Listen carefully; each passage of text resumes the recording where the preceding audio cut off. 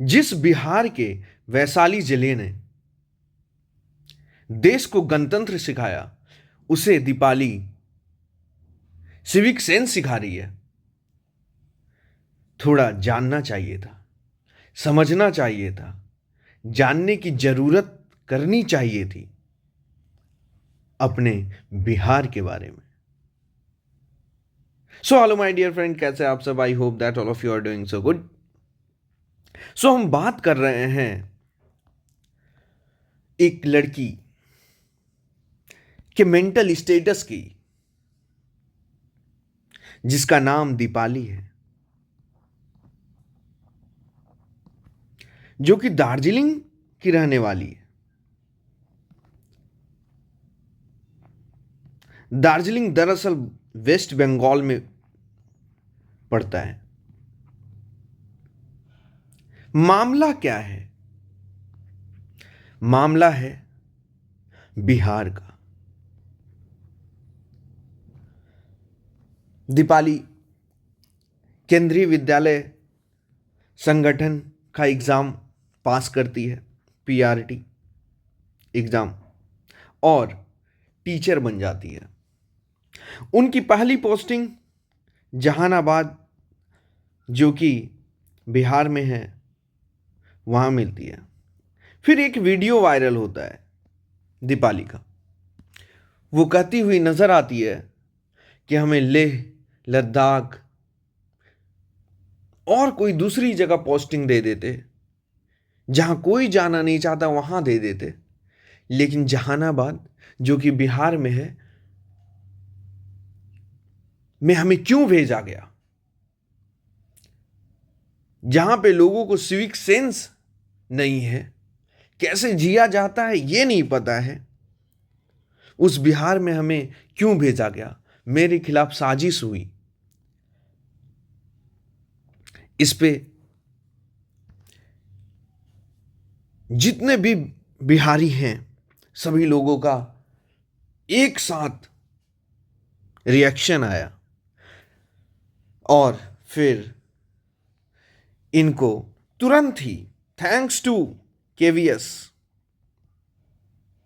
केंद्रीय विद्यालय संगठन को बहुत बहुत धन्यवाद, जिन्होंने तुरंत एक स्ट्रॉन्ग कदम उठाया, और the organisation has suspended Deepali. मतलब ज्वाइनिंग से पहले ही सस्पेंड हो गई। क्या आप ऐसा कभी आचरण करना चाहेंगे जिसके कारण आप ज्वाइनिंग से पहले ही सस्पेंड हो जाए? सोच कर देखिए, कैसी मानसिकता की शिकार है ये दीपाली। अरे, आपको काम करने के लिए भेजा गया था, ज्ञान प्रवाहित करने के लिए भेजा गया था, कि आप आती, हमारे बच्चों को कुछ सिखाती, जिससे वो और अच्छा बेहतर करते। लेकिन आपकी मानसिकता इतनी छोटी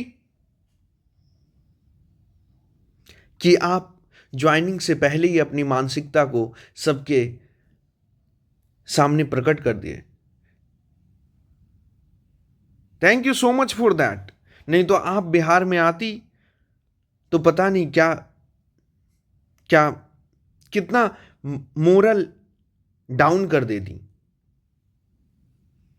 थैंक्स टू केवीएस, जिन्होंने आपको पहले ही सस्पेंड कर दिया। थोड़ा सा आपको बिहार के बारे में जानना चाहिए था, समझना चाहिए था कि बिहार क्या है। बिना जाने, बिना समझे आपने बहुत बड़ा एलिगेशन लगा दिया। तो आइए समझते हैं बिहार के कुछ चीज़ों को। तो सबसे पहली बात करेंगे बिहार को। हम लोग दीपाली को बताना चाहूंगा कि बिहार को ज्ञान का केंद्र कहा जाता है। दीपाली,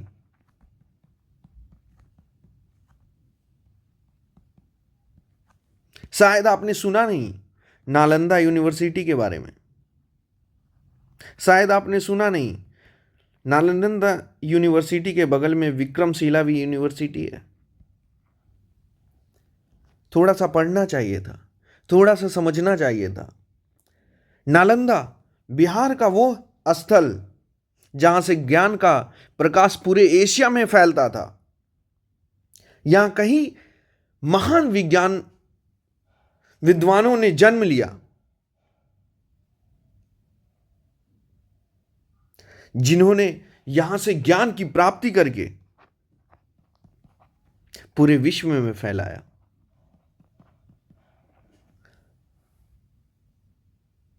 लेकिन दुर्भाग्य है आपका कि आप बिहार के इन सब चीजों को जान ना पाए।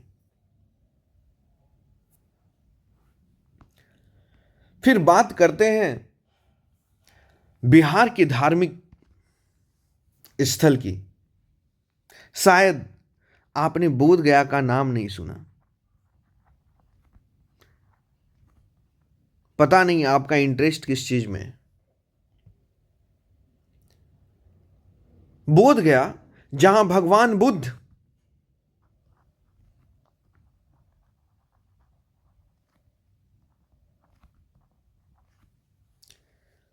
को ज्ञान की प्राप्ति हुई।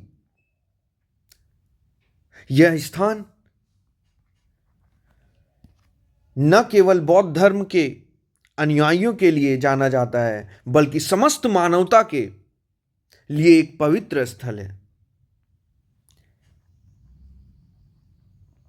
महाबोधि टेम्पल, जहां हर साल लाखों लोग केवल इंडिया से नहीं, बाहर से भी आते हैं। यह एक यूनेस्को का विश्व धरोहर है।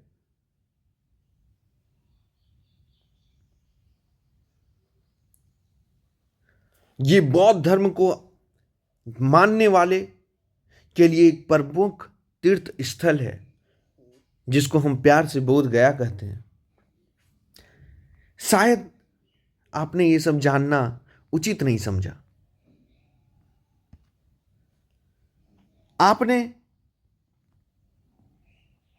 आर्ट एंड कल्चर के बारे में भी नहीं जाना, और बात कर बैठी सिविक सेंस की। मधुबनी पेंटिंग के बारे में शायद आपने सुना होगा, शायद आपके घर में भी लगी होगी मधुबनी पेंटिंग। लेकिन आपको इनसे क्या मतलब,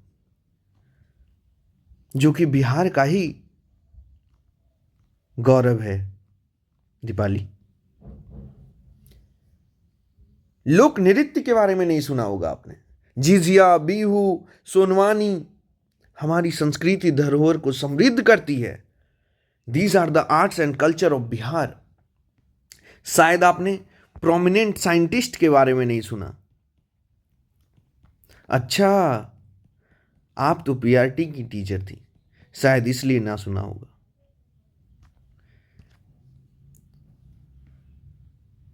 प्रोमिनेंट साइंटिस्ट फ्रॉम बिहार, थोड़ा सा जान लेती, थोड़ा सा गूगल कर लेती, थोड़ा सा समझ लेती, फिर कमेंट करती तो अच्छा लगता।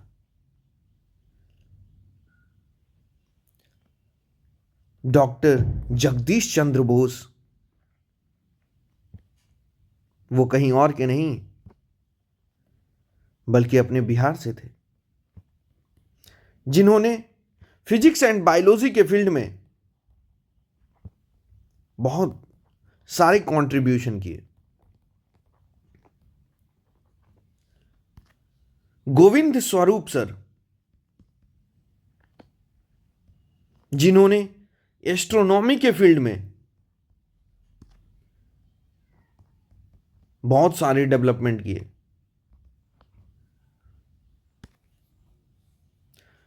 डॉक्टर मंजू शर्मा मैम,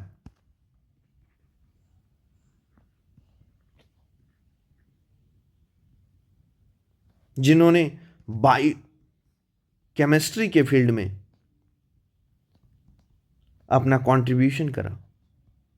शायद आप भी एक गर्ल हैं, आपको सीखना चाहिए, समझना चाहिए डॉक्टर मंजू शर्मा मैम से, जो कि साइंटिस्ट रह चुकी हैं। थोड़ा सा जानना चाहिए। शायद आपको यह भी नहीं पता, यूपीएससी जैसे प्रेस्टिजियस एग्जाम में ओनली आईएएस एंड आईपीएस के पोस्ट पे approx 30 to 40 candidate each year select होते हैं फ्रॉम बिहार।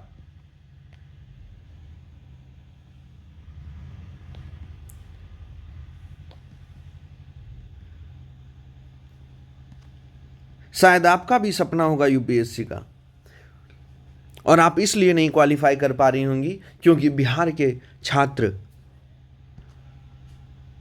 का सबसे ज़्यादा सीट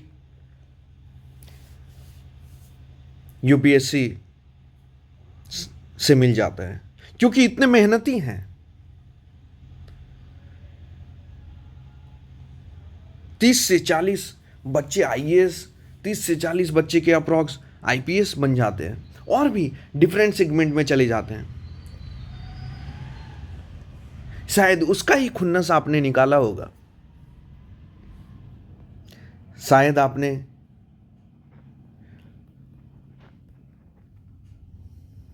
एक्टर्स और एक्ट्रेस के बारे में सुना होगा, तो इन सब चेहरों को आप जानते होंगे।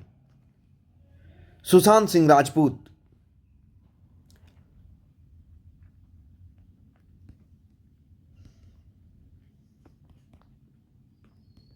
जो कि एक आईआईटीएन थे, जिन्होंने MS Dhoni the untold story बनाई, काई पोचे बनाए, दिल बेचारा बनाए, बहुत सारे मूवी में एक्टिंग करा। What a super actor he was, Manoj Vajpayee, है ना।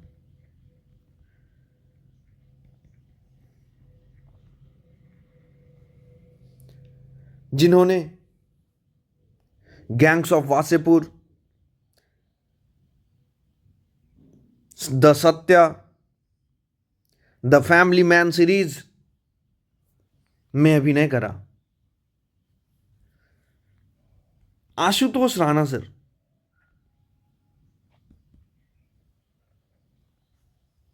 जिन्होंने दुश्मन, राज, क्षत्रिय जैसे मूवी में योगदान दिया। शायद आप इनको तो जानते होंगे क्योंकि आप वेस्ट बंगाल से हैं। शायद मूवी देखती होंगी, इन प्रोमिनेंट एक्टर्स को जानते भी होंगे। गर्व भी होता होगा कि इतने अच्छे एक्टर्स हैं, लेकिन थोड़ी सी हिस्ट्री तो जान लेते कि कहाँ से हैं। They are all from Bihar. और आप बात कर रही थी सिविक सेंस की, तो सिविक सेंस पे भी मैं आपको बता देता हूं कि दरअसल ये 1850 और 1847 की बात नहीं हो रही है। We are living in 2025। आप थोड़ा सा आ जाती बिहार, जहां पोस्टिंग मिला था ज्वाइन कर लेती, उसके बाद आपको समझ में आता कि लोगों का सिविक सेंस, बिहार के लोगों का सिविक सेंस है या नहीं है।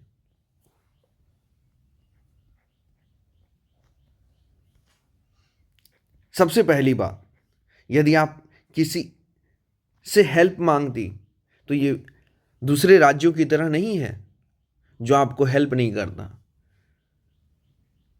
We the Bihari will always ready to help each and every one.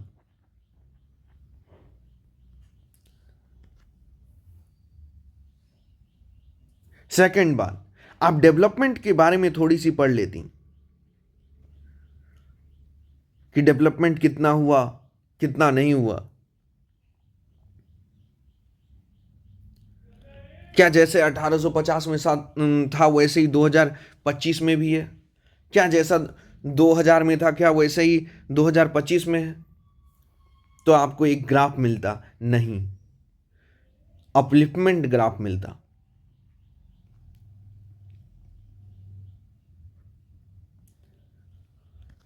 बात करें स्वच्छता अभियान की, आपको बहुत सारी चेंजेस दिखते। यदि आप कभी बचपन में आई होंगी तो आप भी ऐसे कुरकुरे खाकर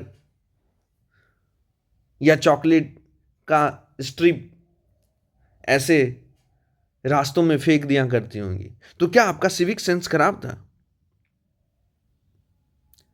थोड़ा सा समझिए, थोड़ा सा जानिए बिहार को, उसके बाद कमेंट करिए। सो आई विल रिक्वेस्ट कि जब भी आप कमेंट करें तो थोड़ा सा उस चीज के बारे में जानें, समझें, तो फिर आपको पता चलेगा नहीं, जो आप सोच रही हैं वो गलत है। बस आज इतना ही बात करूंगा, शायद आपको समझ में आ जाएगा।